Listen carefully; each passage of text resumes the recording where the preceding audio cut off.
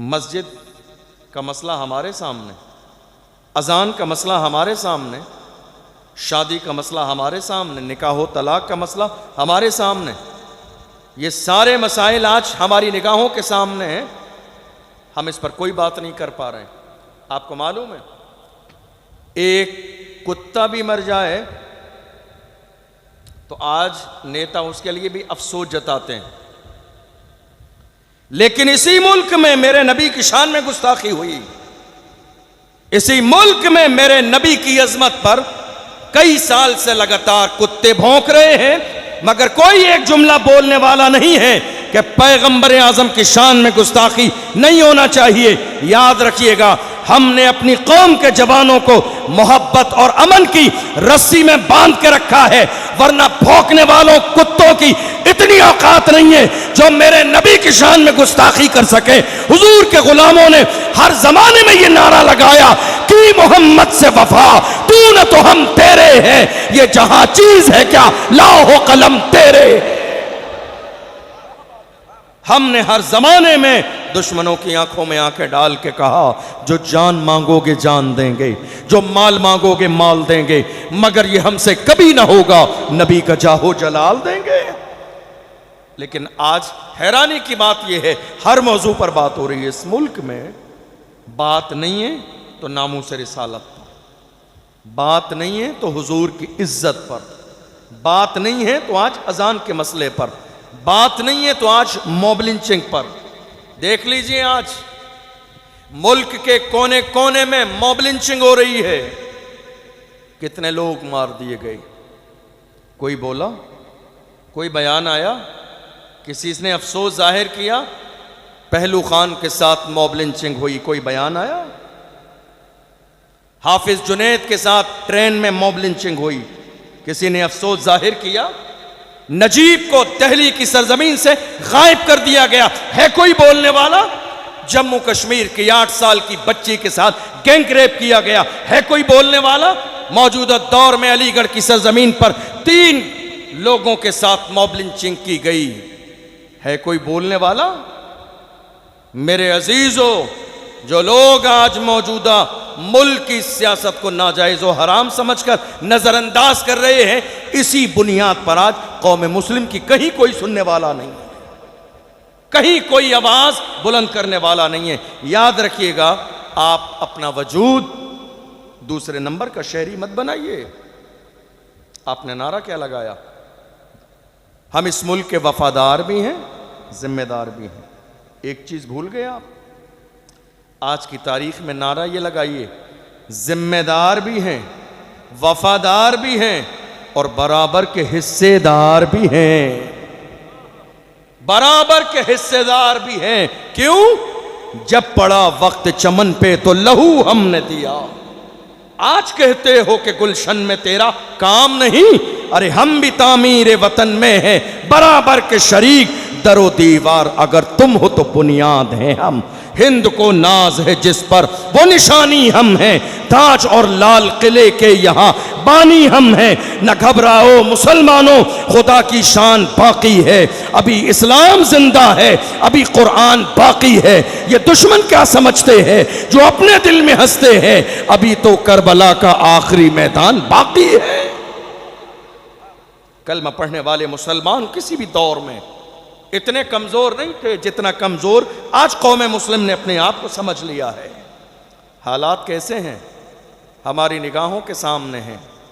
याद रखिएगा, मुझे याद आता है एक जुमला, सलाहुद्दीन अय्यूबी का एक जुमला। उन्होंने फरमाया, अगर मुसलमान का दुश्मन न होता, अगर मुसलमान का दुश्मन न होता तो हम पूरी दुनिया को फतेह कर लेते। हालात और मौसम जिस तरह का है कि जो हमारे ठेकेदार हजरात राजस्थान में रहते हैं, कारोबार करते हैं, अल्लाह उन्हें और मज़ीद तरक्कियाँ और कामयाबियाँ अता फ़रमाए, उनकी ठेकेदारी को सलामत रखे। वो सारे लोग मेरा मौजू, मेरा अंदाज़, मेरी तकरीर, सारी चीज़ों से वाकिफ़ हैं। लेकिन अब वक्त इतना हो गया है कि मैं शायद ना वो अंदाज़ इख्तियार कर सकूं ना वो बातें कर सकूं, चूँकि हकीकत में ये बिल्कुल फजर की अज़ान का वक्त हो चुका है। अब जिस्म बिल्कुल सबका इस अंदाज़ का हो रहा है कि बस ठीक है, सलातो सलाम हो और बस इंसान को आराम का मौका मिलना चाहिए। लेकिन थोड़ी सी बातें हम इस नीयत के साथ सुने कि हम उस पर अमल करें। आज कौम मुस्लिम जिस बेचैनी के दौर से गुज़र रही है वो हमसे और आपसे छुपा हुआ नहीं है। पूरे मुल्क हिंदुस्तान में आज जो हालात बने हुए हैं, हमें गौर ये करना है इन हालात का ज़िम्मेदार कौन है। अगर हम सियासी तौर पर बात करें फिर भी हमें ये गौर करना है कि सियासी तौर पर कौम मुस्लिम जितनी पिछड़ी हुई है, ज़िम्मेदार कौन है। अगर एजुकेशन लेवल पर हम बात करें कि कौम मुस्लिम इतनी पिछड़ी हुई है, ज़िम्मेदार कौन है। और अगर हम अमल के एतबार से बात करें कि अमल करने में सबसे पीछे कौम मुस्लिम हमें नज़र आती है, उसका ज़िम्मेदार कौन है। और अगर परेशानियों के हवाले से बात करें कि मौजूदा दौर में सबसे ज़्यादा परेशान कौम मुस्लिम है, तो उसका ज़िम्मेदार कौन है। कई पहलू हैं, सियासी पहलू भी है, एजुकेशन का पहलू भी है, अमल का पहलू भी है, इल्म का पहलू भी है। कई पहलू हैं जिन पर इस मुख्तसर से वक्त में तफसीली बात करना मुमकिन नहीं। आज मुल्क के कोने कोने से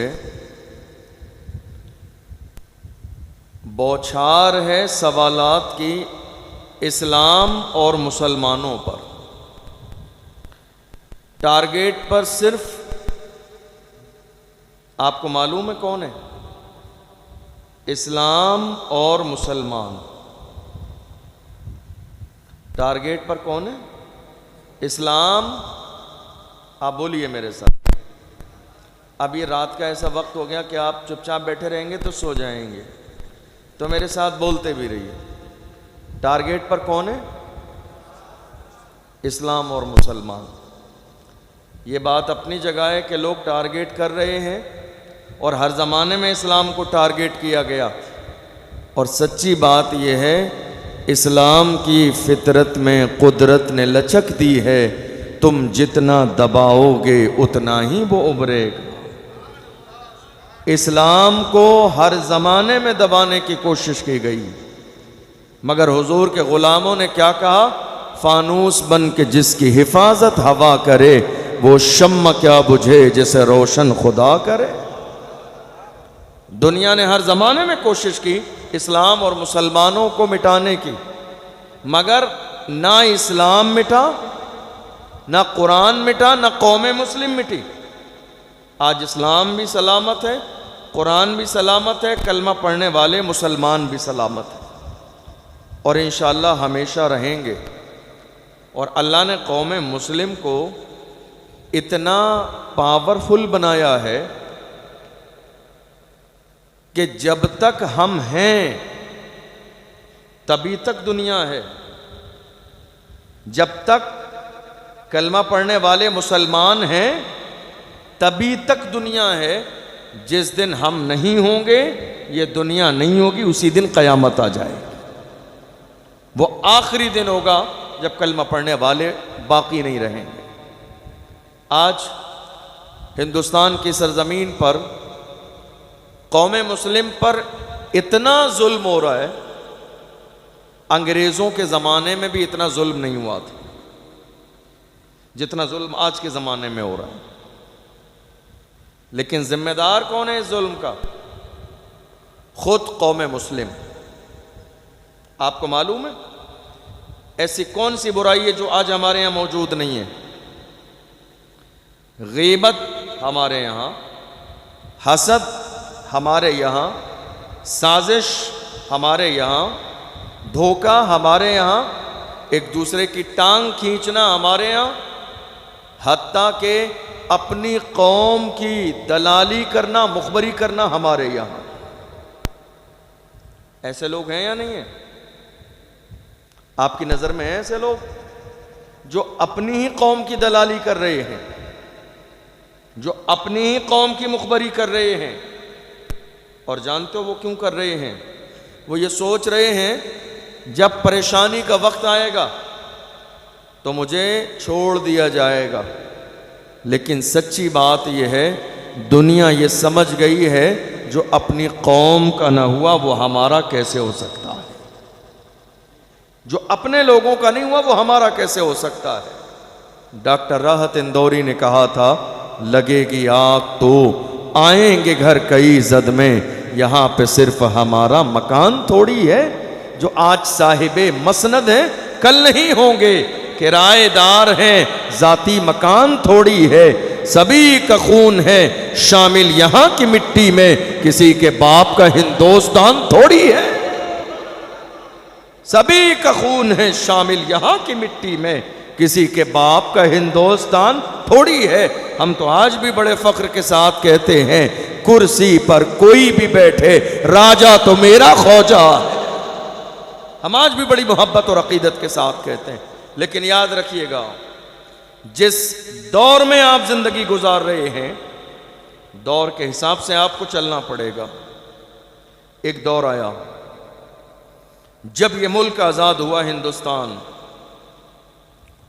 उस जमाने में मुल्क में सिर्फ एक सियासी पार्टी थी।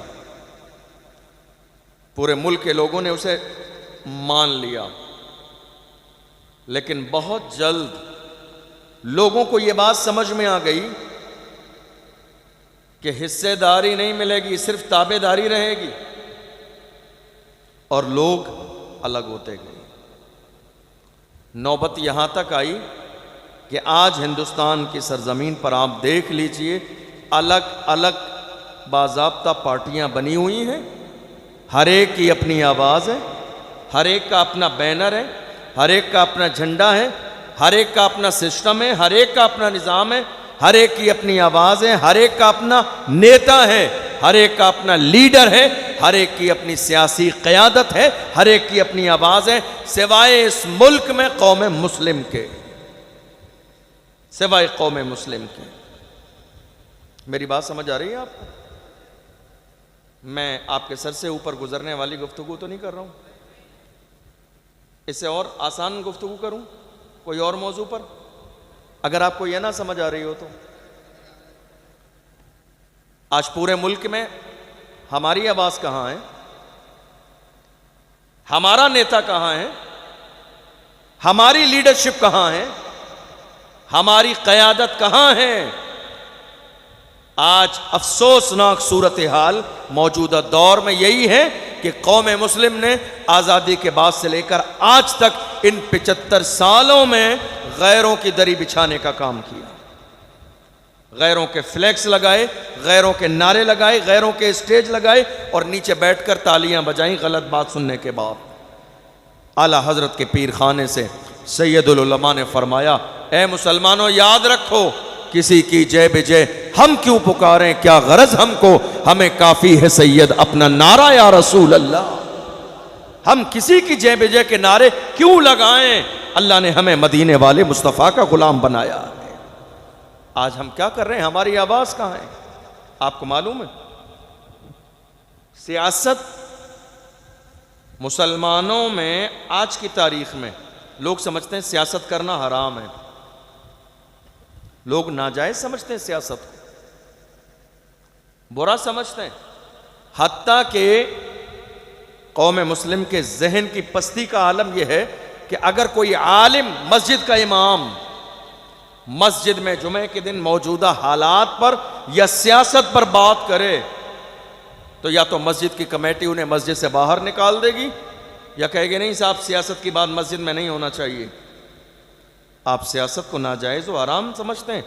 ये मौजूदा दौर में जो हुकूमत है आज दुनिया के अंदर, ये निज़ाम भी हमें मजहब इस्लाम ने दिया है, ये मिजाज भी हमें फारूक आजम ने दिया है। ये मिजाज भी हज़रत अबू बकर सिद्दीक ने दिया है, ये मिजाज भी हज़रत उमर बिन अब्दुल अजीज़ ने दिया है, ये मिजाज भी अर्तुगरुल गाजी ने दिया है, ये मिजाज भी उस्मान गाजी ने दिया है, ये मिजाज भी औरंगजेब आलमगीर ने दिया है, ये मिजाज भी टीपू सुल्तान ने दिया है, ये मिजाज भी हज़रत मोहम्मद बिन कासिम ने दिया है, ये मिजाज भी सलाहुद्दीन अय्यूबी ने दिया है। आज हमारे हालात बदल रहे हैं, ना हमारी कोई हैसियत है, ना हमारी आवाज है, ना हमारी क़यादत है, ना लीडरशिप है। मुसलमान समझ रहे हैं सियासत हराम है, लोग कहते हैं सियासत गंदी चीज़ है। याद रखिएगा, आपका ये जुमला दुरुस्त नहीं है। सियासत गंदी चीज़ नहीं है, सियासत में कुछ गंदे लोग शामिल हो गए। सियासत गंदी चीज़ नहीं है। सियासत एक निज़ाम को कहते हैं जिसके ज़रिए मुल्क चलाया जाता है, बग़ैर निज़ाम के कोई मुल्क नहीं चलता है। सियासत गंदी चीज़ नहीं है। आप जिस सियासत को गंदा समझते रहे, आज तक जिसके करीब ना गए, आज हालत ये है कि देख लीजिए, जब जिसका दिल चाहता है वो पार्लियामेंट में बिल पास कर दिया जाता है, सिर्फ इस बुनियाद पर कि आपके बंदे पार्लियामेंट तक नहीं पहुँचे, सियासत को गलत समझते हुए। आज हैरानी की बात है, सियासी तौर पर कौम मुस्लिम की कमज़ोरी की वजह से आज हालात हमारी और आपकी निगाहों के सामने हैं। मस्जिद का मसला हमारे सामने, अजान का मसला हमारे सामने, शादी का मसला हमारे सामने, निकाह तलाक का मसला हमारे सामने। ये सारे मसाइल आज हमारी निगाहों के सामने हैं, हम इस पर कोई बात नहीं कर पा रहे हैं। आपको मालूम है, एक कुत्ता भी मर जाए तो आज नेता उसके लिए भी अफसोस जताते हैं। लेकिन इसी मुल्क में मेरे नबी की शान में गुस्ताखी हुई, इसी मुल्क में मेरे नबी की अजमत पर कई साल से लगातार कुत्ते भौंक रहे हैं, मगर कोई एक जुमला बोलने वाला नहीं है कि पैगंबर आजम की शान में गुस्ताखी नहीं होना चाहिए। याद रखिएगा, हमने अपनी कौम के जवानों को मोहब्बत और अमन की रस्सी में बांध के रखा है, वरना भौंकने वालों कुत्तों की इतनी औकात नहीं है जो मेरे नबी की शान में गुस्ताखी कर सके। हुजूर के गुलामों ने हर जमाने में ये नारा लगाया कि मोहम्मद से वफा, तू न तो हम तेरे हैं, ये जहां चीज है क्या लाओ कलम तेरे। हमने हर जमाने में दुश्मनों की आंखों में आंखें डाल के कहा, जो जान मांगोगे जान देंगे, जो माल मांगोगे माल देंगे, मगर ये हमसे कभी ना होगा, नबी का जाहो जलाल देंगे। लेकिन आज हैरानी की बात यह है, हर मौजू पर बात हो रही है। इस मुल्क में बात नहीं है तो नामूस रिसालत पर, बात नहीं है तो हुजूर की इज्जत पर, बात नहीं है तो आज अजान के मसले पर, बात नहीं है तो आज मॉब लिंचिंग पर। देख लीजिए, आज मुल्क के कोने कोने में मॉब लिंचिंग हो रही है। कितने लोग मार दिए गए, कोई बोला, कोई बयान आया, किसी ने अफसोस जाहिर किया? पहलू खान के साथ मॉब लिंचिंग हुई, कोई बयान आया? हाफिज जुनैद के साथ ट्रेन में मॉब लिंचिंग हुई, किसी ने अफसोस जाहिर किया? नजीब को दिल्ली की सरजमीन से गायब कर दिया गया, है कोई बोलने वाला? जम्मू कश्मीर की 8 साल की बच्ची के साथ गैंग रेप किया गया, है कोई बोलने वाला? मौजूदा दौर में अलीगढ़ की सरजमीन पर 3 लोगों के साथ मॉब लिंचिंग की गई, है कोई बोलने वाला? मेरे अजीजों, जो लोग आज मौजूदा मुल्क की सियासत को नाजायज और हराम समझकर नजरअंदाज कर रहे हैं, इसी बुनियाद पर आज कौम मुस्लिम की कहीं कोई सुनने वाला नहीं है, कहीं कोई आवाज बुलंद करने वाला नहीं है। याद रखिएगा, आप अपना वजूद दूसरे नंबर का शहरी मत बनाइए। आपने नारा क्या लगाया? हम इस मुल्क के वफादार भी हैं, जिम्मेदार भी हैं। एक चीज भूल गए आप, आज की तारीख में नारा ये लगाइए, जिम्मेदार भी हैं, वफादार भी हैं और बराबर के हिस्सेदार भी हैं, बराबर के हिस्सेदार भी हैं। क्यों? जब पड़ा वक्त चमन पे तो लहू हमने दिया। आज कहते हो कि गुलशन में तेरा काम नहीं, अरे हम भी तामीर वतन में हैं, बराबर के शरीक, दरो दीवार अगर तुम हो तो बुनियाद हैं हम। हिंद को नाज है जिस पर, वो निशानी हम हैं, ताज और लाल किले के यहाँ बानी हम हैं। न घबराओ मुसलमानों, खुदा की शान बाकी है, अभी इस्लाम जिंदा है, अभी कुरान बाकी है। ये दुश्मन क्या समझते हैं जो अपने दिल में हंसते हैं, अभी तो करबला का आखिरी मैदान बाकी है। कलमा पढ़ने वाले मुसलमान किसी भी दौर में इतने कमजोर नहीं थे जितना कमजोर आज कौम मुस्लिम ने अपने आप को समझ लिया है। हालात कैसे हैं हमारी निगाहों के सामने हैं। याद रखिएगा, मुझे याद आता है एक जुमला, सलाहुद्दीन अय्यूबी का एक जुमला। उन्होंने फरमाया, अगर मुसलमान का दुश्मन न होता, अगर मुसलमान का दुश्मन न होता तो हम पूरी दुनिया को फतेह कर लेते। जरा एक बार नारा लगाइए, मुझे कई लोग सोते हुए नजर आ रहे हैं।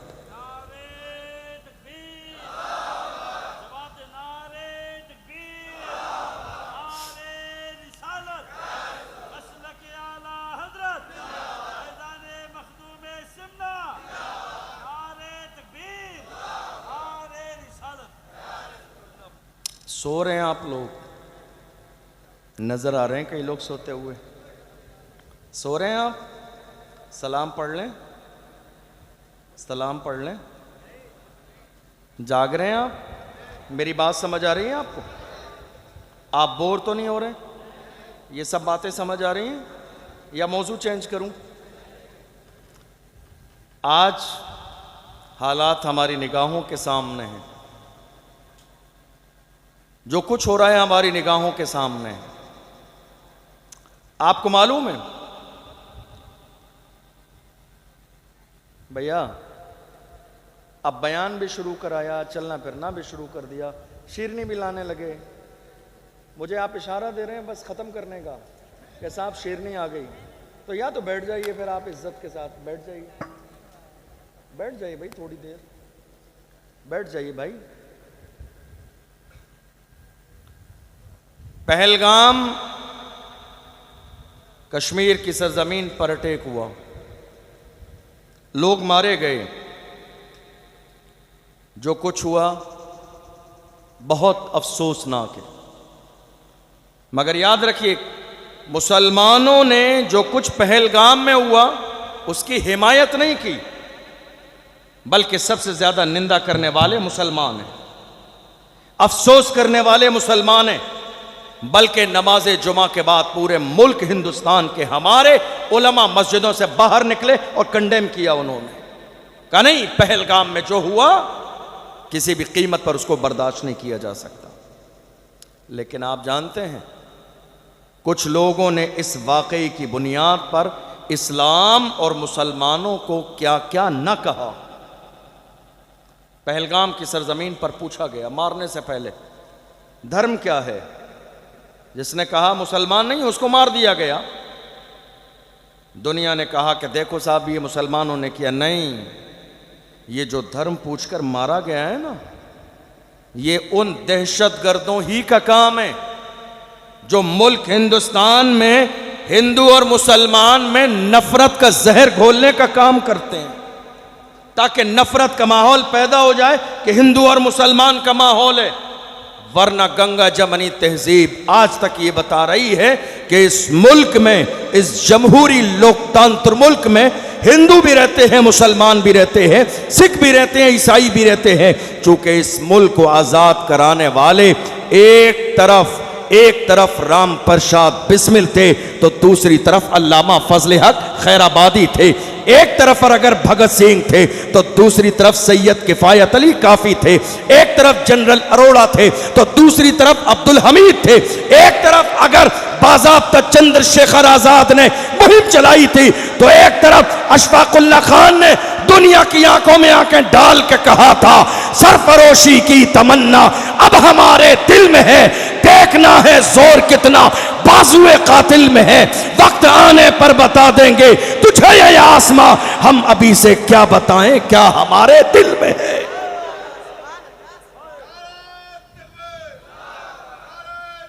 या रसूलल्लाह, या अली, नहीं छोड़ेंगे। फैजाबाद की जेल जाके तारीख पढ़ लीजिए, अंदाजा हो जाएगा। जब अशफाकुल्ला खान को लाया गया था, तारीख की किताबों में है, दुनिया के दूसरे लोग जब उन्हें मौत की सजा सुनाई जाती है तो कितने लोग हार्ट अटैक के जरिए मर जाते हैं। जब मौत का ऐलान किया जाता है तो कितने लोग गम के मारे कमजोर हो जाते हैं, कितने लोग बीमार पड़ जाते हैं, कितने लोग बिस्तर पे पड़ जाते हैं। मगर तारीख के औराक पलट कर देखिए, आपको अंदाजा होगा, जिस दिन कहा गया था अशफाकुल्ला खान को फांसी दी जाएगी, उस दिन से लेके फांसी के दिन तक अशफाकुल्ला खान का वजन बढ़ गया था। वो खुश थे, रो नहीं रहे थे। और जब ले जाया गया, फांसी का फंदा अपने होंठों से चूम के अपने हाथों से गले में डाला, इसलिए कि एक मोमिन मरने वाला मरता नहीं है, जगह बदलती है। मरते मरते उसकी आंखों में ये ख्वाब रहता है, आंख बंद होगी तो कब्र में मुस्तफा के चेहरे की ज़ियारत होने वाली है। अशफाकुल्ला खान से कहा अंग्रेजों ने, कोई आरजू हो तो बताइए, इस मुल्क की मिट्टी से हमारी वफादारी ये है। अशफाकुल्ला खान ने कहा था, कुछ आरजू नहीं है आरजू तो ये है, रख दे कोई जरा सी खाके वतन कफन में। इस मुल्क से मुसलमानों की मोहब्बत ये है। पूछिए सैयद किफायत अली काफी से, जब इस मुल्क के लिए मुहिम चलाई, अंग्रेजों ने गिरफ्तार किया और कहा मुरादाबाद के चौराहे पर फांसी लगाई जाएगी। रमज़ान का महीना है, रोज़े की हालत में है, लाया गया, भीड़ जमा कर ली गई और जब उनके गले में फांसी का फंदा डाला गया, भीड़ जमा है, लोग खड़े हैं। अंग्रेज़ों ने कहा रोज़े की हालत से असर और मगरिब के दरमियान का वक्त है, इफ्तार की तैयारी हो रही है चारों तरफ। से कहा गया मौलाना कोई आखिरी ख्वाहिश हो तो बयान करो। बहुत बड़ा किरदार है सैयद किफायत अली काफ़ी का। आप जानते हैं आज के ज़माने में जब किसी इंसान को आप बेबाक बोलते देखते हैं तो आपके जहन में आता है ज़रूर इसका बैकग्राउंड बहुत मजबूत है, इसलिए डरता नहीं है, इसलिए दबता नहीं है, इसलिए खुलकर बात करता है। कितने लोग अलग अलग शहरों में मुझसे कहते हैं क्या बात है आप खुलकर तकरीर करते हैं, दबते नहीं हैं, डरते नहीं हैं, लगता है बैकग्राउंड बहुत मजबूत है। मैं कहता हूं मेरा बैकग्राउंड आप सुन लोगे कलेजा दहल जाएगा। मेरा बैकग्राउंड कितना मजबूत है, मेरा बैकग्राउंड जानना चाहते हैं तो पूछें बरेली के इमाम से। मेरे इमाम ने कहा क्या दबे जिस पे हिमायत का हो पंजा तेरा, शेर को खतरे में लाता नहीं कुत्ता तेरा। सुभान अल्लाह, बेशक। क्या दबे जिस पे हिमायत का हो पंजा तेरा, शेर को खतरे में लाता नहीं कुत्ता तेरा। अल्लाह अकबर। सैयद किफायत अली काफ़ी के जब शजरे पर गौर किया तो पता चला उनका शजरा करबला में आका हुसैन से मिलता। सुभान अल्लाह। हम समझ गए अब ये डरेंगे नहीं, अब ये दबेंगे नहीं, अब ये झुकेंगे नहीं, अब ये रुकेंगे नहीं। फांसी का फंदा गले में डाला। अंग्रेज़ों ने डालने के बाद कहा मौलाना कोई आखिरी ख्वाहिश हो तो बयान करो। अल्लामा सैयद किफायत अली काफ़ी ने मजमे पे नज़र डाली, मुस्कुराए और फरमाया जालिमों मेरी आखिरी ख्वाहिश सुनना चाहते हो तो सुनो। मेरी आखिरी ख्वाहिश ये है कोई गुल बाकी रहेगा ने चमन रह जाएगा, पर रसूलुल्लाह का दीने हसन रह जाएगा। अतलसो कम ख्वाब की पोशाक पर नाजा न हो, इस तने बेजान पर खाकी कफन रह जाएगा। नाम शाहाने जहां मिट जाएंगे लेकिन यहाँ हश्र तक नामो निशाने पंजतन रह जाएगा। हम सफीरो बाग में है कोई दम का चहचहा, बुलबुलें उड़ जाएंगी सूना चमन रह जाएगा। नाम शाहाने जहां मिट जाएंगे लेकिन यहाँ हश्र तक नामो निशाने पंजतन रह जाएगा। सुभान अल्लाह, सुभान अल्लाह। कौन?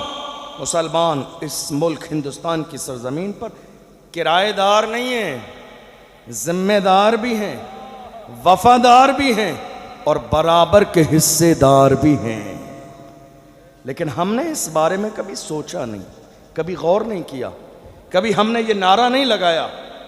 याद रखिएगा, इंसान को दुनिया में उस वक्त तक कोई नहीं हरा सकता जब तक वो खुद हार न मान ले। और अगर आप हार मान लेते हैं तो दुनिया की कोई ताकत आपको जिता नहीं सकती है। आपने हार मान ली, कोई नहीं जिता सकता। और अगर आपने जीतने की ठान ली है तो जमाना मिलकर आपको हरा नहीं सकता है। इस मुल्क के लिए सबसे पहले अंग्रेजों के खिलाफ जिहाद का फतवा एक आलिम ने दिया। वो आलिम दुनिया जिन्हें अल्लामा फजल हक खैराबादी के नाम से जानती है। अंग्रेज़ों ने उन्हें गिरफ्तार किया और ले गए जजीरे अंडमान निकोबार, काले पानी की सज़ा दी। एक अंग्रेज़ ऑफिसर ने आके कहा, मौलाना अब भी वक्त है, अपना फतवा वापस ले लो, तुम्हारी जान बख्श दी जाएगी, अब भी मौका है तुम्हारे लिए।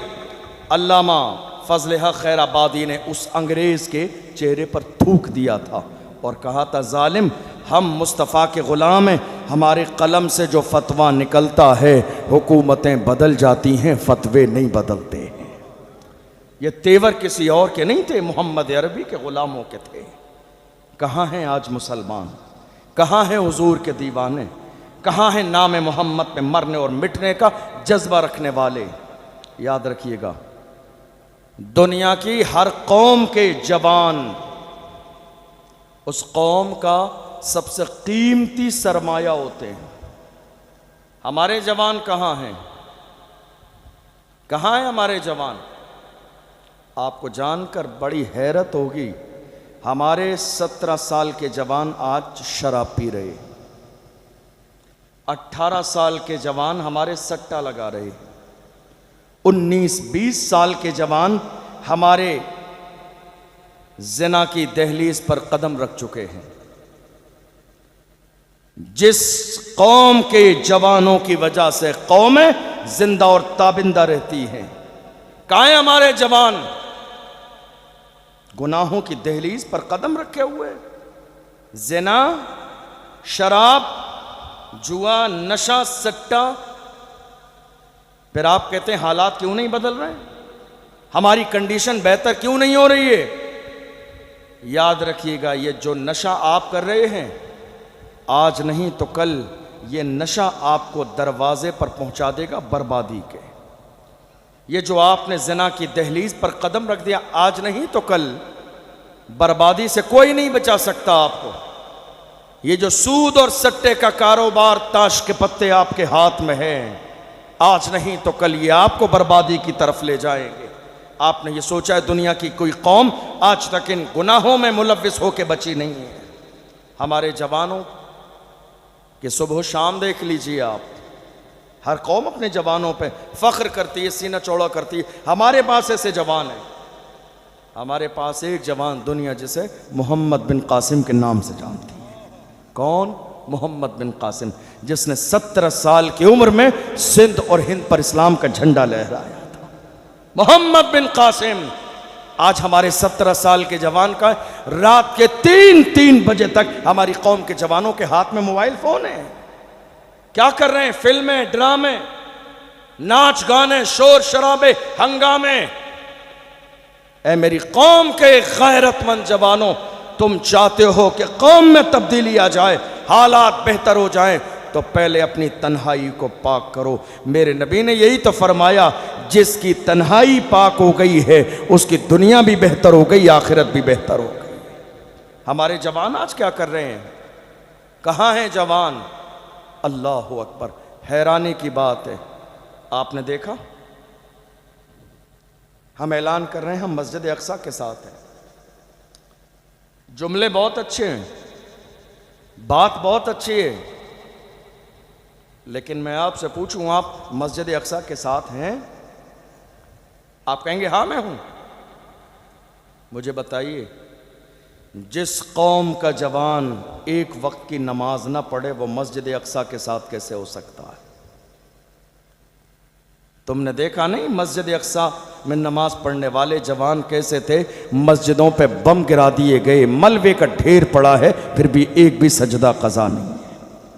मलबे के ढेर पर फ़लस्तीन के जवानों ने नमाज तरावी पढ़ी, मलबे के ढेर पर फ़लस्तीन के जवानों ने सजदे किए हैं, मलबे के ढेर पर फ़लस्तीन के जवानों ने ला इलाहा इल्लल्लाह की सदाएं दी हैं, मलबे के ढेर पर फ़लस्तीन के जवानों ने अल्लाहु अकबर और ला इलाहा इल्लल्लाह की सदाएं दी है, और दुनिया को बताया है न मस्जिद में न बैतुल्लाह की दीवारों के साए में नमाज इश्क अदा होती है, तलवारों के साए में। सुभान अल्लाह, सुभान अल्लाह। जब कौम के जवान इस अंदाज के होते थे तो कौम का हाल कुछ और होता था।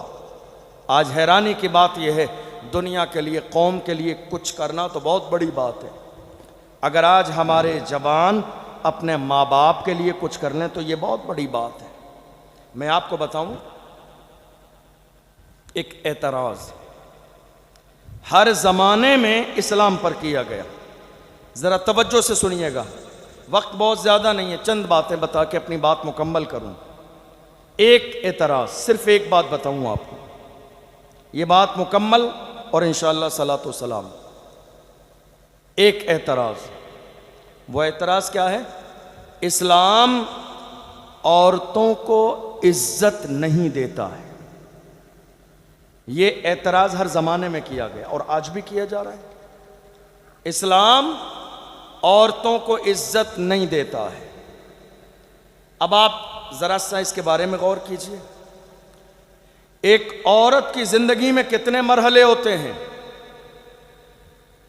नंबर एक, पैदा हुई तो बेटी है या बहन है, शादी हुई तो बीवी है, और जब औलाद पैदा हो जाए तो ये माँ है। तीन मरहले, बेटी है या भाई के लिए बहन, शादी हो जाए तो बीवी है, और औलाद हो जाए तो, जरा जोर से, औलाद हो जाए तो, इसका मतलब तीन कंडीशन है, बेटी है, बीवी है, माँ है। अब जो लोग एतराज़ कर रहे हैं कि इस्लाम औरत को इज्जत नहीं देता है, ज़रा गौर कीजिएगा, जो लोग एतराज़ कर रहे हैं वो जानते ही नहीं औरत की इज्जत क्या है। हमारा इस्लाम इज्जत कैसी देता है जानते हैं? मेरे नबी का फरमान है, बेटी है तो बाप के लिए रहमत है, बेटी है तो बाप के लिए रहमत, बीवी है तो शौहर के लिए नेमत, और जब ये माँ बन जाए तो इसके कदमों के नीचे जन्नत। सुभान अल्लाह, सुभान अल्लाह। तीन मरहले औरत की जिंदगी में, बेटी है या बीवी है या माँ है, इन तीनों मरहलों पर गौर कर लीजिए। बेटी है तो बाप के लिए रहमत, बीवी है तो शौहर के लिए नेमत, और जब ये माँ बन जाए तो इसके कदमों के नीचे जन्नत। तीन मरहले हैं औरत के। बेटी है तो मेरे नबी ने रहमत कहा, बीवी है तो नेमत कहा, माँ बन जाए तो उसके नीचे जन्नत है। अब गौर कीजिए ज़रा, बेटी है तो रहमत, आपको जानकर हैरानी होगी, और शायद ऐसे किसी मर्द को आप जानते भी हों। आज मालूम है क्या हो रहा है? कितनी तलाक़ें सिर्फ इस बुनियाद पर हो रही हैं कि जब कोई औरत माँ बनने वाली हो तो हमारे दरमियान कितने मर्द ऐसे हैं जो कह देते हैं, नहीं साहब मुझे बेटी नहीं चाहिए, बेटा चाहिए। ऐसा है या नहीं? बेटी नहीं चाहिए। औलाद के पैदा होने से पहले ये धमकी दे दी जाती है, अगर बेटी हो गई तो तलाक दे दूंगा, अगर बेटी हो गई तो घर से बाहर निकाल दूंगा। नादान इंसान देख ले, रसूलुल्लाह ने ये नहीं कहा बेटा पैदा होता है तो रहमतें नाजिल होती हैं, मगर बेटी के लिए कहा जिसके घर में बेटी पैदा होती है उसके घर में अल्लाह की रहमतें नाजिल होती हैं। सुभान अल्लाह। आज हमारा हाल कितना मुख्तलिफ है। कितनी जगहों पर यह देखा जाता है, बेटे पैदा होते हैं ना, पूरे ख़ानदान में मिठाई तकसीम की जाती है। बेटी पैदा होने के बाद लोग दोस्तों को बताते तक नहीं है। कोई पूछे तुम्हारे घर में बच्चे की पैदाइश हुई? हाँ बस ठीक है, हो गई, और बताओ काम कैसा है? बताया भी नहीं बेटी है या बेटा है। हमने दुनिया में देख लिया, जिस वक्त में एक बाप को ज़रूरत होती है किसी के सहारे की ये बेटा है जो सहारा छोड़ देता है, मगर बेटी है शादीशुदा भी हो फिर भी आके बाप के सरहाने बैठ जाती है और उन्हें ये एहसास नहीं होने देती है कि बूढ़ा बाप तन्हा है। मेरे नबी ने इसीलिए तो कहा बेटी रहमत है, ये घर में रहेगी तो माँ बाप के लिए रहमत, ससुराल जाएगी तो शौहर के लिए नेमत, और जब बाप का बुढ़ापा आएगा मरते वक्त में जब दुनिया उसका साथ छोड़ देगी तो बुढ़ापे के लिए भी रहमत, हर हाल में रहमत है। इसीलिए मेरे नबी ने फरमाया जिसको अल्लाह ने बेटी दी उसकी आमद पर खुशी मनाए, खिलाए पिलाए परवरिश करे और इज्जत के साथ रुखसत कर दे। मेरे नबी फरमाते हैं वो बाप जन्नती है, सुभान अल्लाह, जन्नती है वो बाप। कहा या रसूला, मेरे नबी ने फरमाया 3 बेटियां। एक साहब ने कहा या रसूला मेरे 2 ही हैं, क्या मुझे जन्नत ना मिलेगी? फरमाया हाँ, अगर तू भी अमल करेगा तुझे भी जन्नत। ने कहा या रसूला मेरे एक ही है, कहा तेरे लिए भी जन्नत। किसी ने कहा या रसूला मेरे तो बेटी नहीं है। फरमाया दूसरे की बेटी को अपनी बेटी समझ के मोहब्बत कर, अल्लाह तुझे भी जन्नत अता फरमाएगा। सुभान अल्लाह। अब अगर ये बात आपके जहन में है तो एक प्रैक्टिकल बात आपको बताऊं।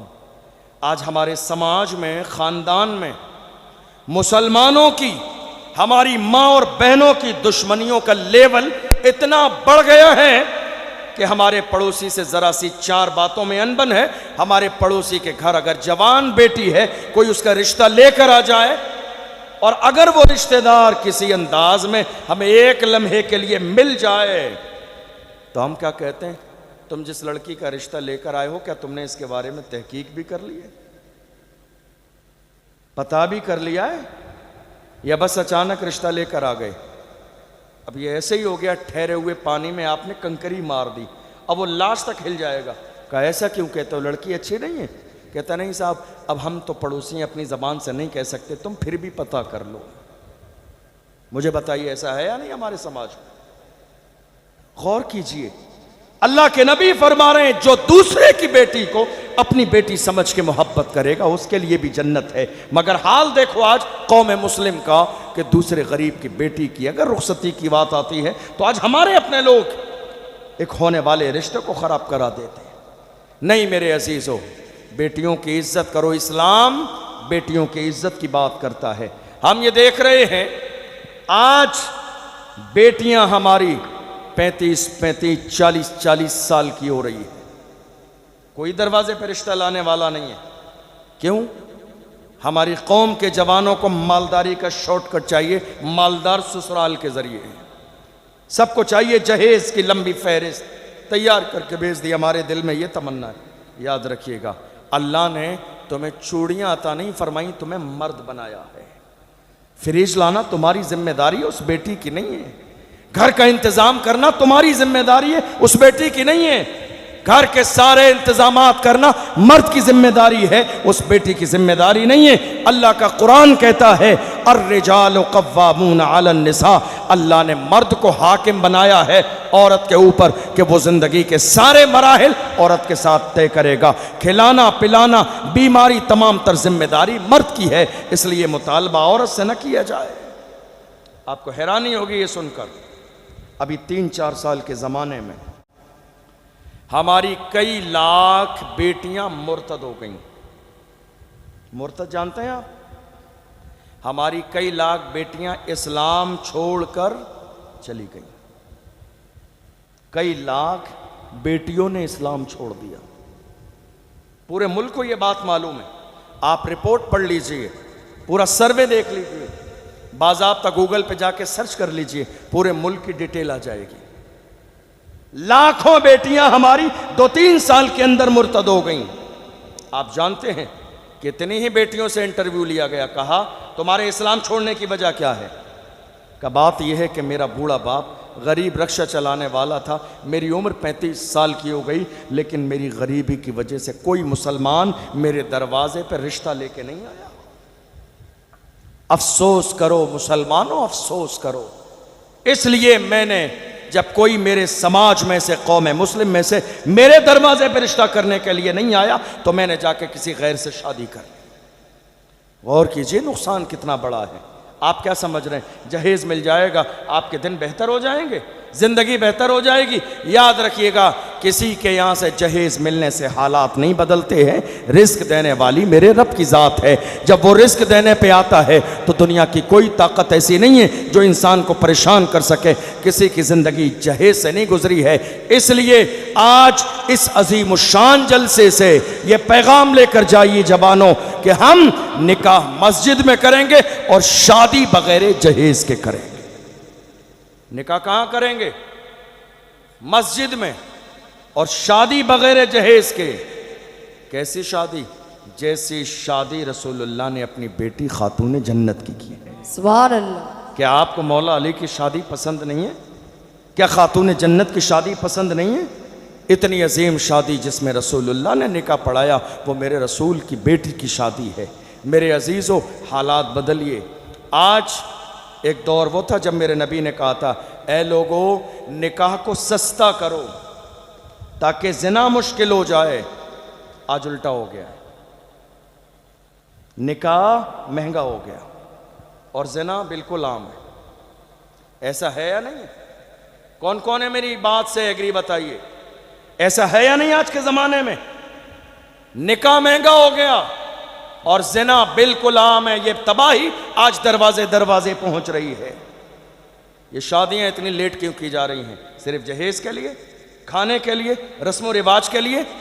आज हमारे दरमियान कितने लोग हैं, एक रक्षा चलाने वाले गरीब इंसान से भी मुतालबा करते, नहीं साहब बारात में हमारे 500 लोग आएंगे, हमारे ज़्यादा लोग बन रहे हैं, मेहमान हमारे ज़्यादा बन रहे हैं। कितनी शर्म की बात है।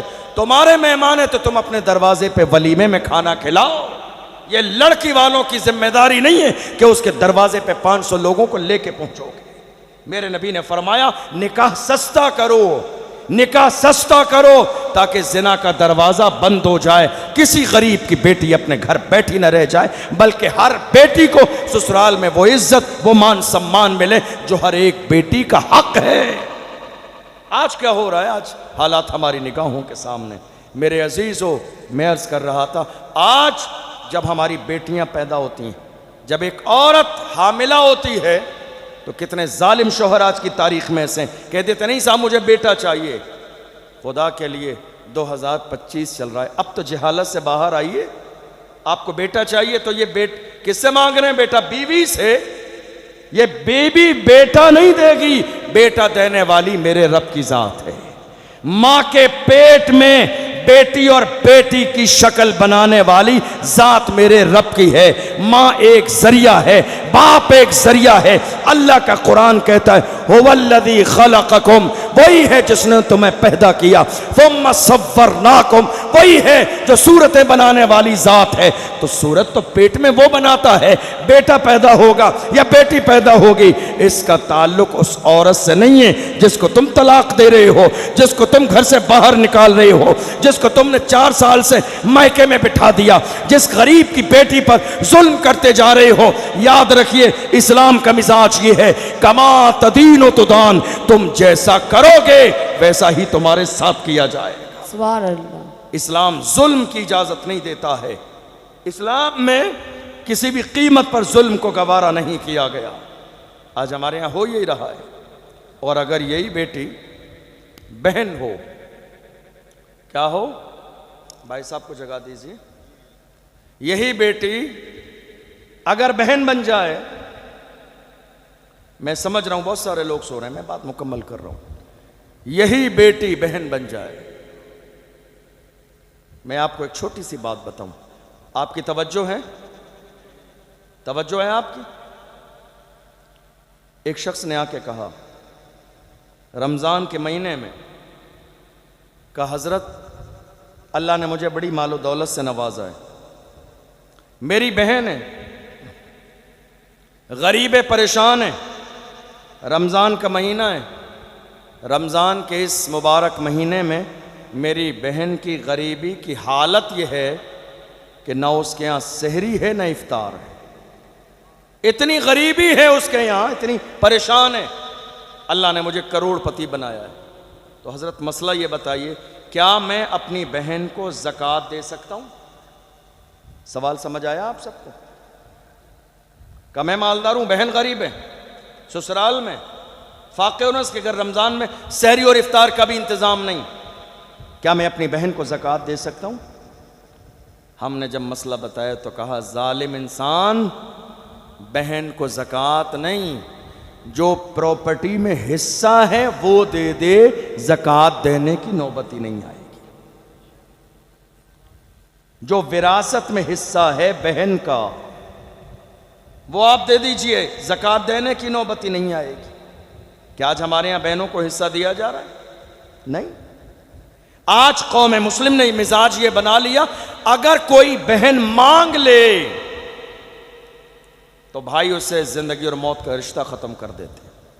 कहते नहीं बहन अच्छी नहीं है, इसने अपना हक मांग लिया। ये हक अल्लाह ने कुरान में मुकर्रर किया है। ये हक मैं नहीं कह रहा हूं, ये उलमा नहीं बताते हैं, अल्लाह ने ऐलान फरमाया बहन का हक प्रॉपर्टी में बराबर का है। दो ईमानदारी से, आज नहीं दोगे कल कयामत के दिन जवाब देना पड़ेगा। वो भी तो जिम्मेदार है, बाप उसका भी है। बड़ी माजरत के साथ आप सब भाई हैं, आपकी बहनें हैं, अल्लाह सलामत रखे।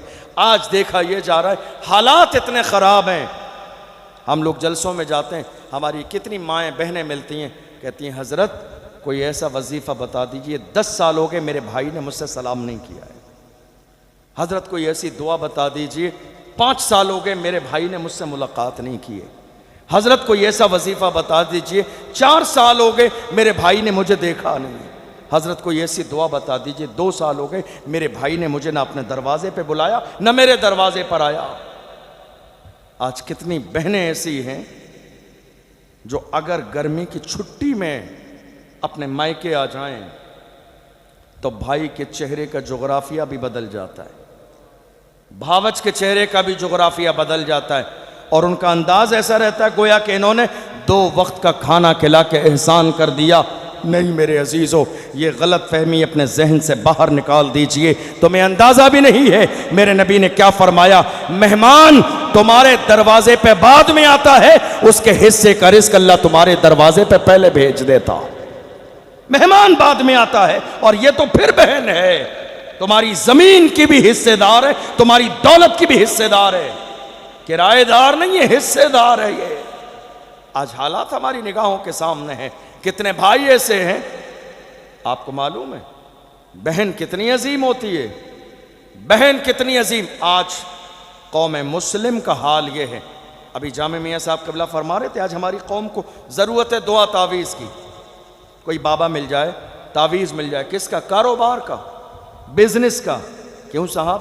कहीं साहब हज़रत हमारा कारोबार फेल हो गया है, न जाने किसी ने कुछ करा दिया है, किसी ने कुछ नहीं कराया है।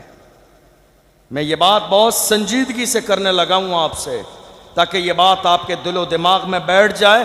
आपका कारोबार नहीं चल रहा, किसी ने कुछ नहीं कराया है, आपने जिनका हक दबा लिया है, ईमानदारी से अदा कर दीजिए, अल्लाह आपके कारोबार में बरकत अता फरमाएगा। गौर कीजिए, आपके इस कारोबार में माँ का भी हक है, भाई का भी हक है, बहन का भी हक है, रिश्तेदारों का भी हक है, मस्जिद मदरसे का भी हक है, और गरीब मुहताजों का भी हक है। क्या आपने हक अदा किया? नहीं। साल में एक बार 2.5% ज़कात निकलती है, 1 लाख में 2500 रुपये बस। वो भी हमारा मुसलमान दिल पे पत्थर रख लेता है, कैसे दूं 2,500? कितने लोग ऐसे हैं, बड़ी माजरत के साथ हमारे कितने मुसलमान भाई ऐसे हैं, कहते हैं मेरे खून पसीने की कमाई है, मेरे बाजू की कमाई है, ये मैंने बाजू की कमाई है, मैंने अपनी ताकत से कमाए।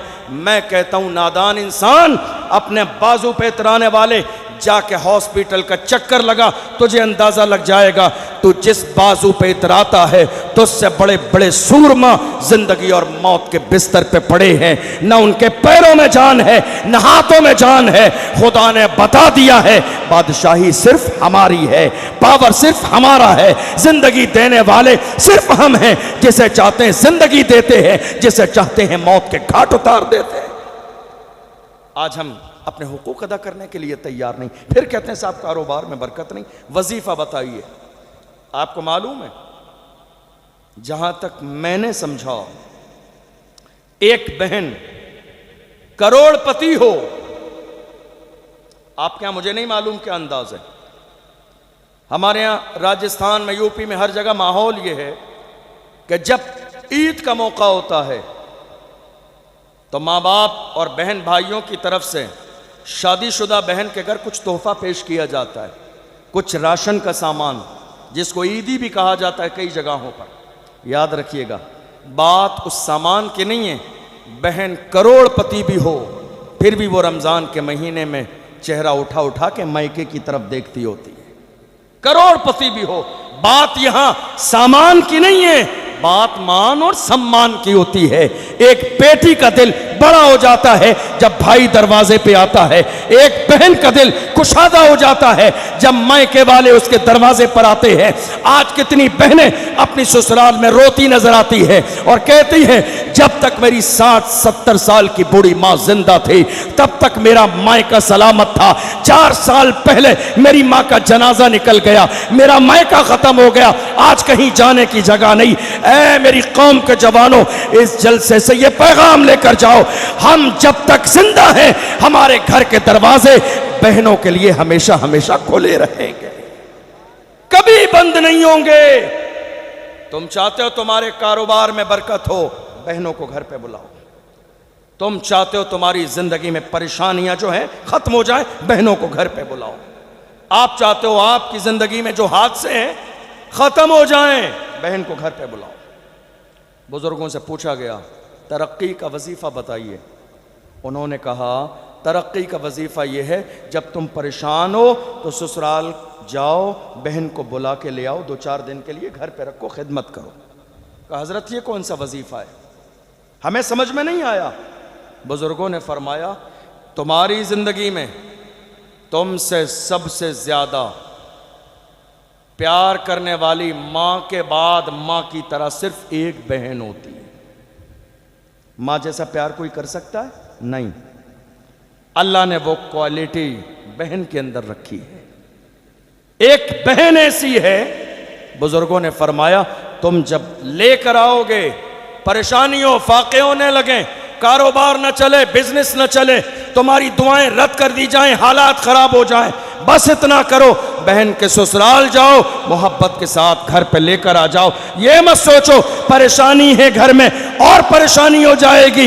नहीं नहीं, माँ की तरह जब बहन आएगी, परेशानी देखेगी, वुजू करके मुसल्ला बिछाएगी, तेरे लिए हाथ उठा के रो देगी, इधर आंसू गिरेगा, उधर अल्लाह तेरी परेशानी को दूर फरमा देगा, इधर उसकी आंख से आंसू निकलेगा।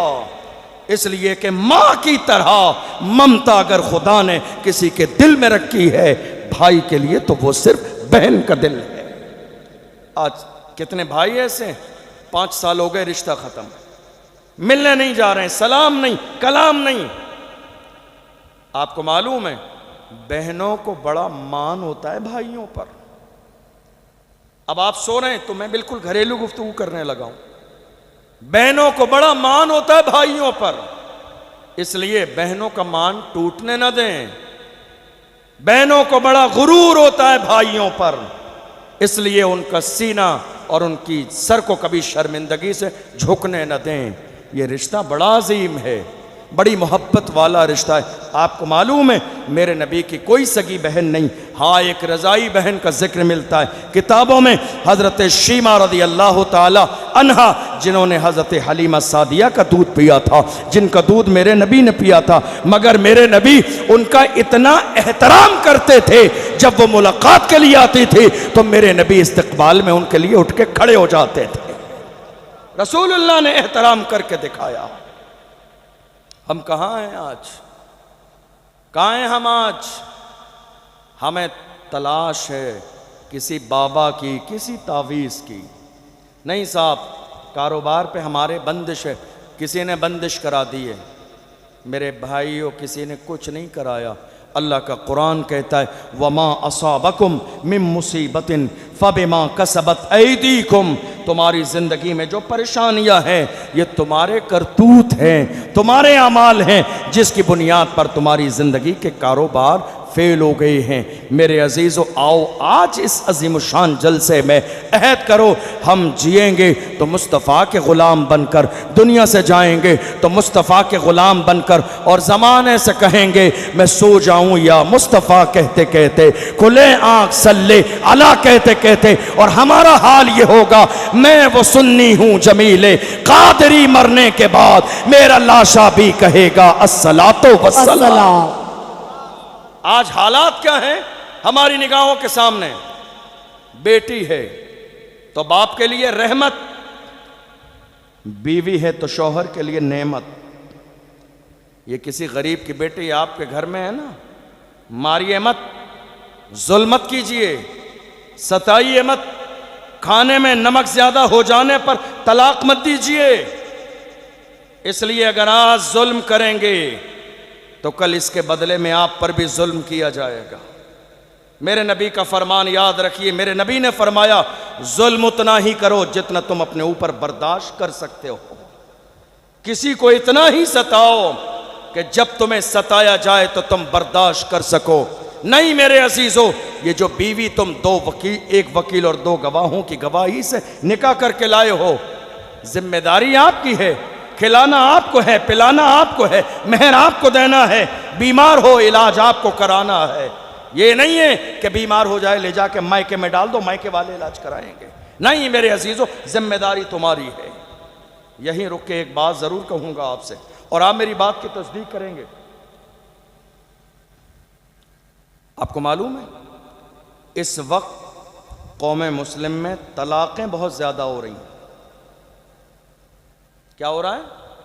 तलाक है बहुत। आपके यहां पता नहीं क्या माहौल है, लेकिन आम तौर पर हिंदुस्तान में इस वक्त में तलाक़ें बहुत ज्यादा हो रही हैं।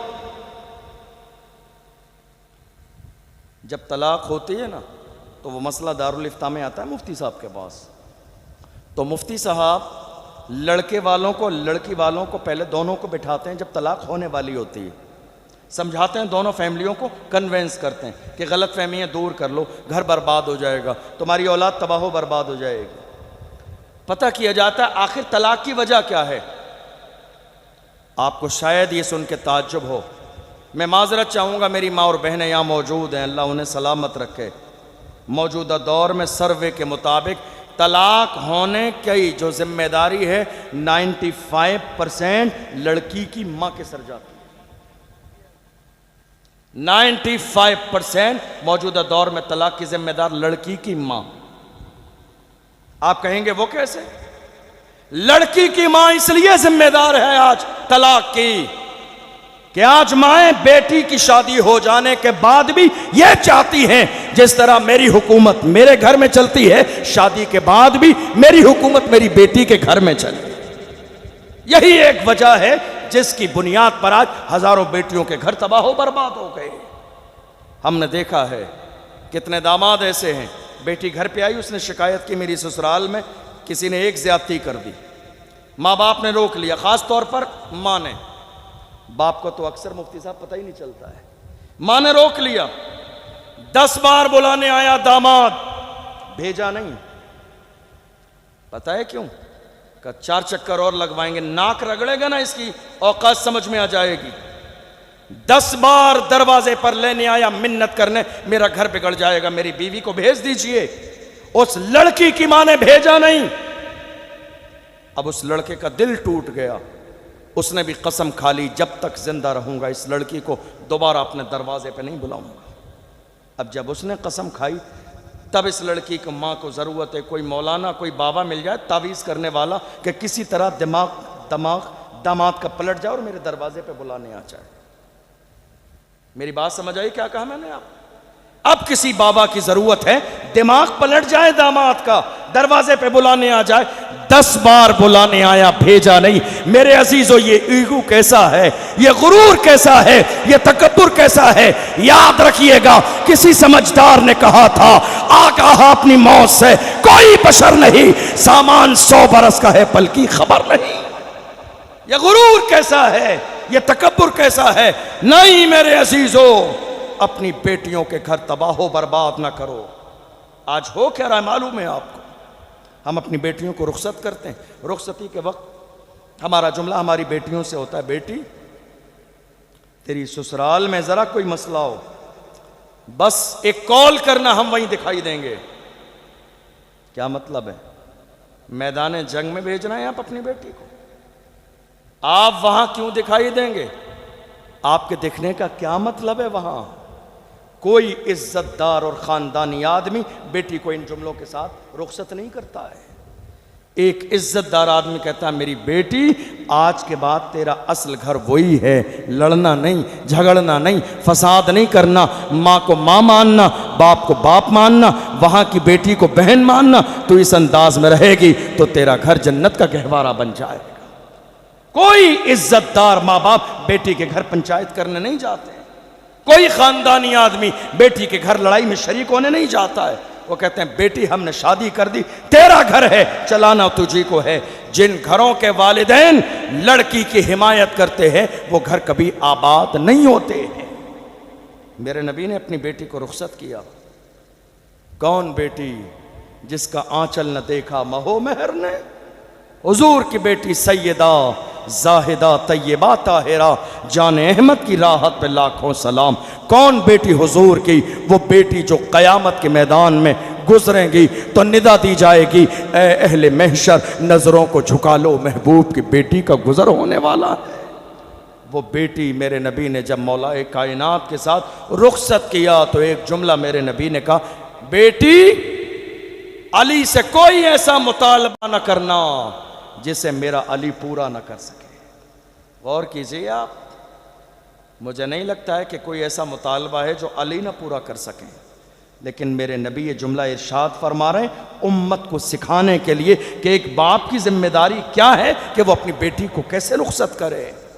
आज घर टूट रहे हैं, आपको हैरानी होगी, हजारों में नहीं लाखों में तलाक के केस आज कोर्ट और कचहरी में पड़े हुए हैं। कितने लोगों की ज़मीनें बिक गईं, कितने लोगों के सोने और जेवर बिक गए, कितने लोगों की दुकानें बिक गईं, कितने लोगों के मकान बिक गए। इसी केस को लड़ते लड़ते 20 साल हो गए। तलाक का केस, लड़के की भी ज़िंदगी बर्बाद हो गई, लड़के की ज़िंदगी भी बर्बाद हो गई। ए मेरे अजीज़ों, ये उलमा किस लिए हैं, मुफ्ती साहब किस लिए हैं? इस ईगो के लिए, गुरूर और तकब्बुर के लिए ज़रा सा झुक जाइए। एक कदम झुक जाएंगे, अल्लाह आपकी ज़िंदगी को भी बेहतर कर देगा, आखिरत को भी बेहतर कर देगा। गुरूर किसके लिए है? मेरे नबी ने फरमाया, मन तवादा लिल्लाहि रफ़ाहुल्लाह, जो अल्लाह के लिए झुक जाता है अल्लाह उसे दर्जों बुलंदियां अता फरमा देता।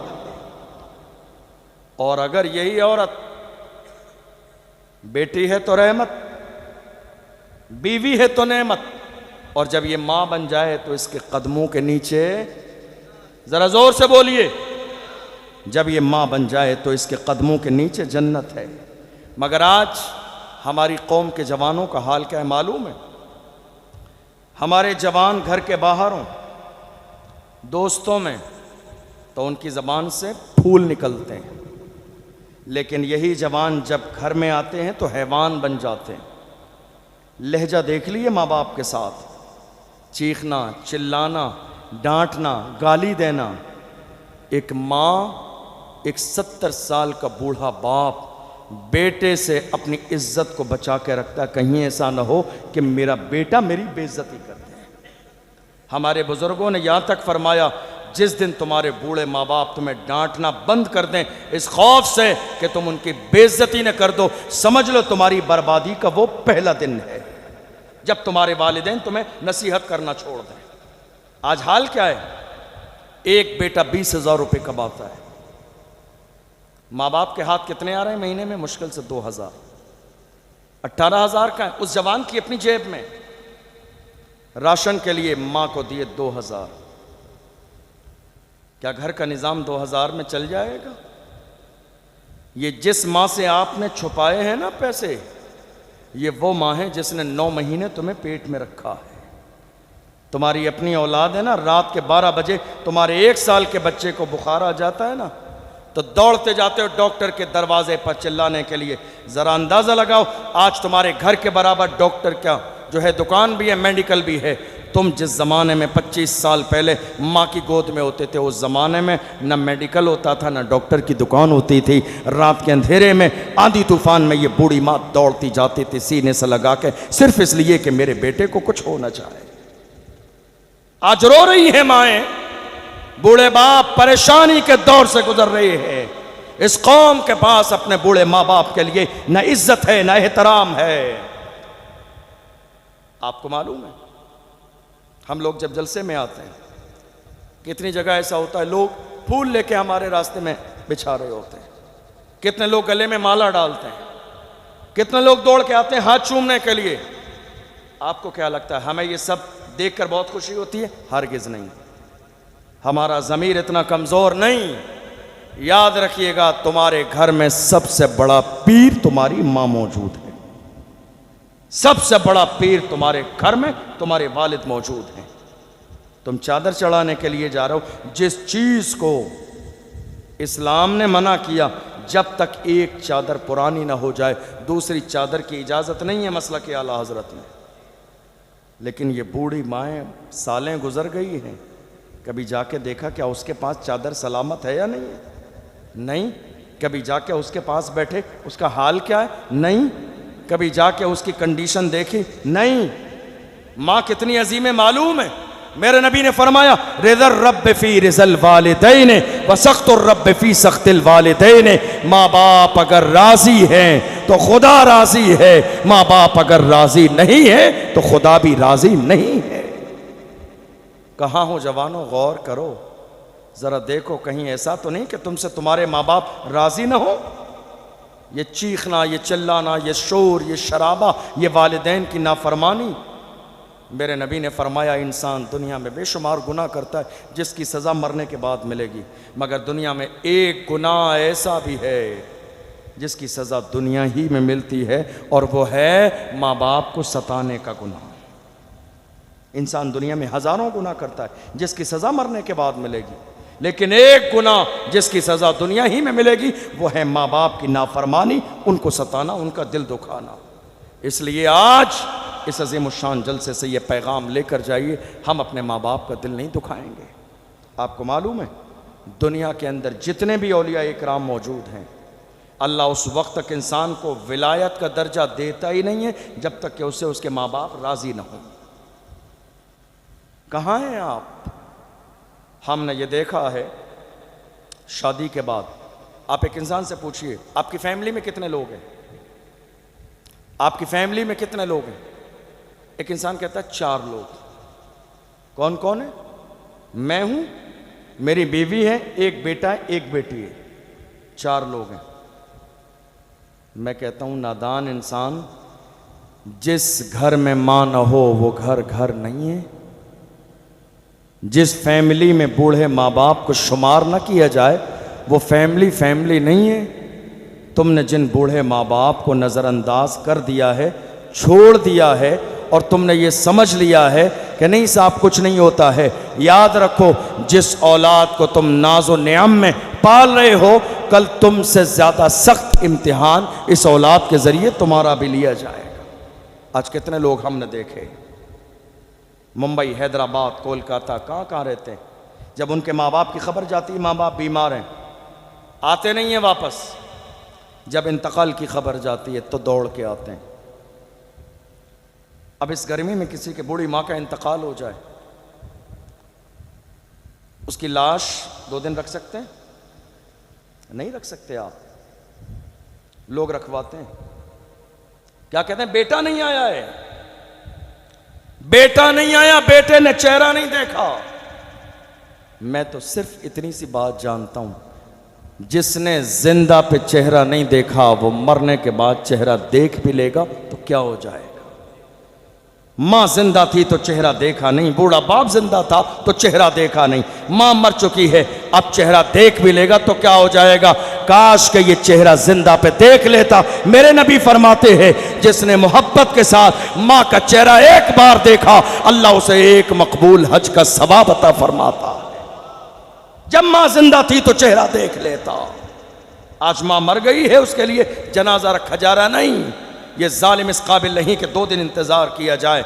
इसको बाज़ाब्ता कफन पहनाइए, ले जाके दफन कर दीजिए ताकि ज़िंदगी भर इसे अपनी गलती का एहसास रहे। काश कि मेरी माँ जिंदा थी तो मैंने उसे यहाँ ठोकरें खाने के लिए न छोड़ा होता, बल्कि मैं इसको अपने साथ रखता।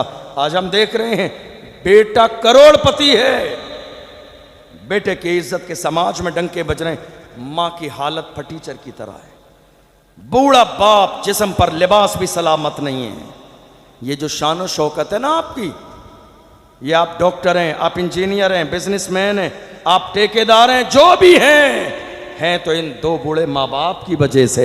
इसलिए इन्हें नज़रअंदाज ना करें। इस्लाम का मिजाज ये है, बीवी बाद में है, माँ पहले है। बीवी बाद में है, बाप पहले है। इसलिए कोशिश कीजिए, ये नौबत मत आने दीजिए कि माँ आपके सामने कभी हाथ फैलाए, बल्कि हाथ फैलाने से पहले माँ बाप के सामने ले जाकर पेश कर दीजिए ताकि उन्हें कभी किसी के सामने हाथ फैलाने की नौबत ही नहीं आए। अल्लाह का कुरान कहता है, फला तकुल्लहुमा उफ़्फ़िन वला तन्हरहुमा वकुल्लहुमा क़ौलन करीमा। खबरदार खबरदार, माँ बाप से उफ तक न कहो, एक जुमला भी न कहो।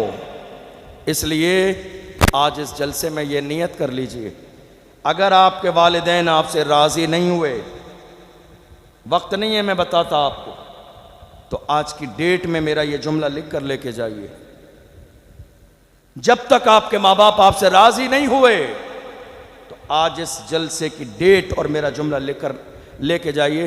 दुनिया में जहां जाएंगे आपको ठोकर लगेगी। बूढ़े बाप आपसे राज़ी नहीं हुए, जहां जाएंगे आपको ठोकर लगेगी। और अगर ये दोनों आपसे राज़ी हैं तो आप जहां भी खड़े हो जाएंगे अल्लाह आपको इज्जत अता फरमाएगा।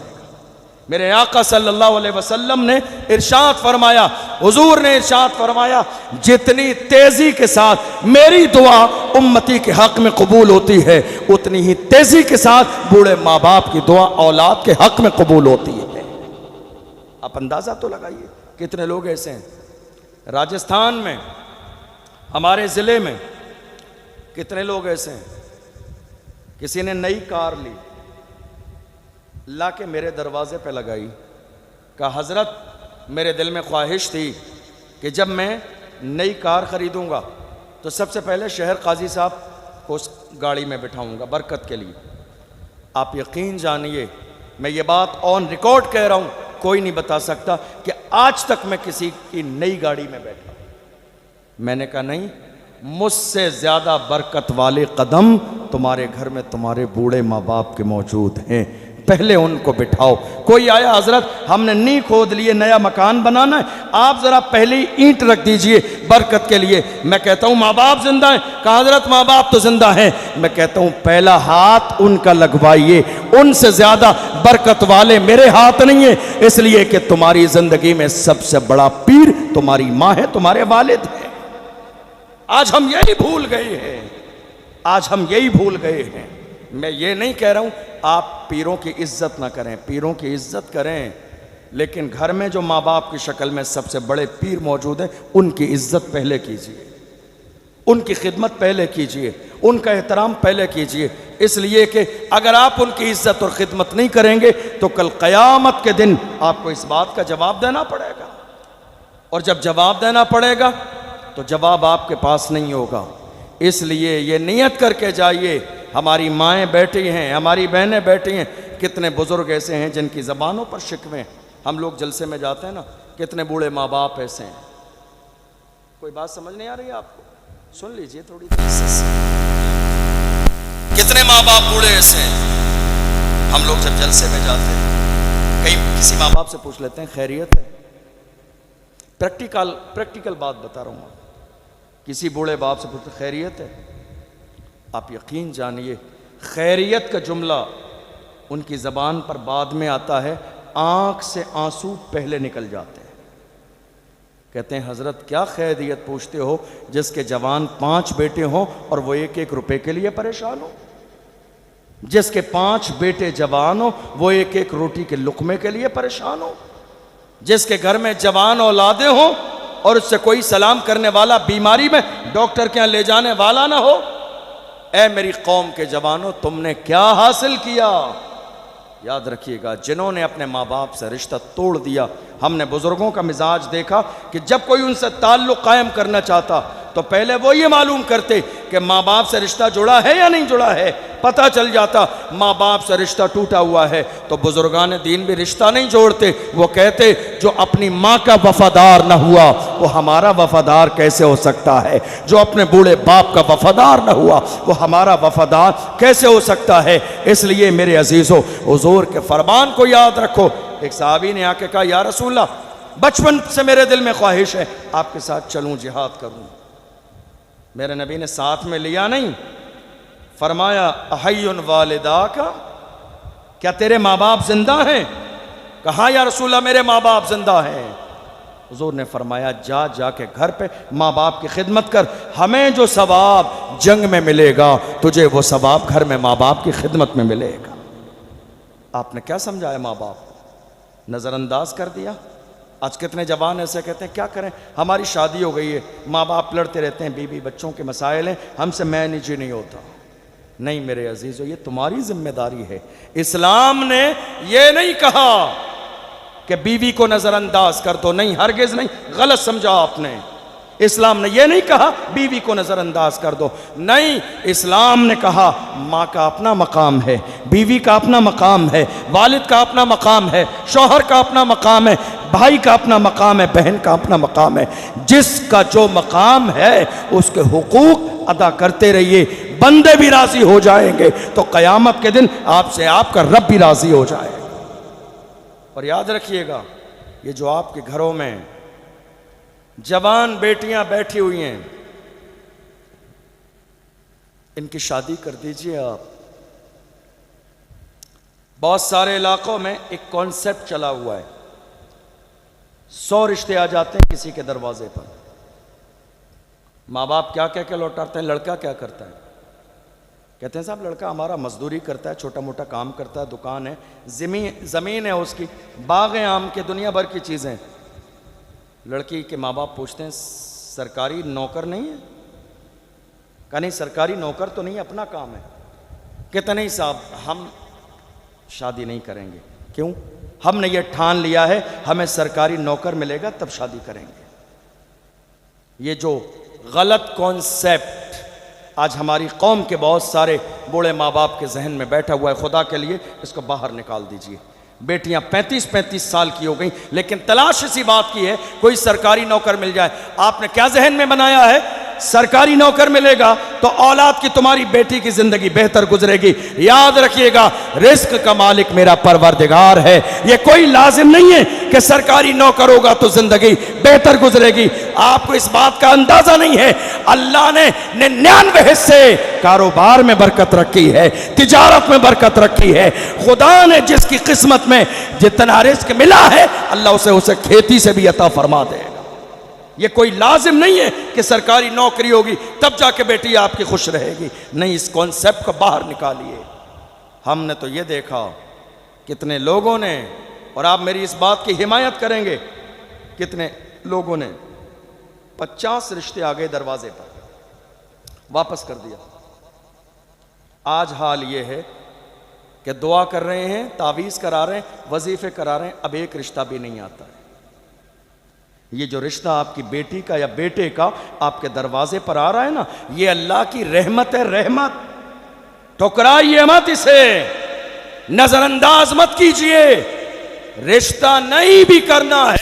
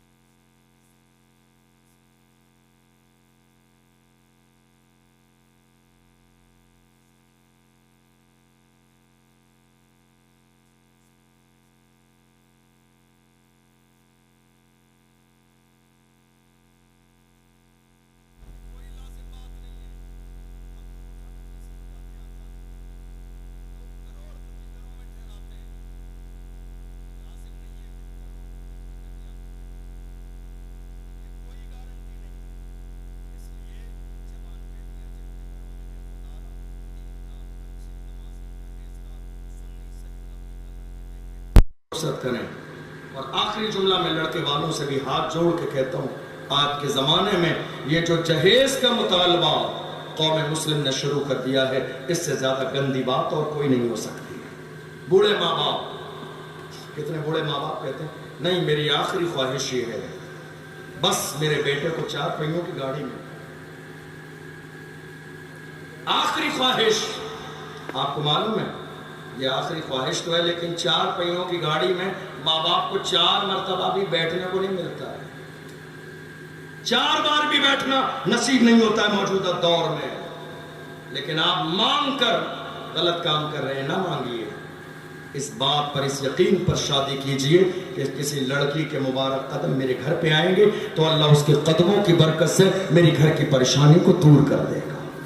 मिजाज इसलिए बनाइए नहीं साहब, हमें अपने घर के माहौल को इस्लामी बनाना है। जब तक आप दीन से नहीं जुड़ेंगे, जब तक आप अल्लाह के घर से नहीं जुड़ेंगे, जब तक आपके घर में नमाजें नहीं होंगी, जब तक आपकी बेटियां पर्दे वाली नहीं होंगी, तब तक कभी हालात नहीं बदलेंगे, इनकलाब नहीं आएगा।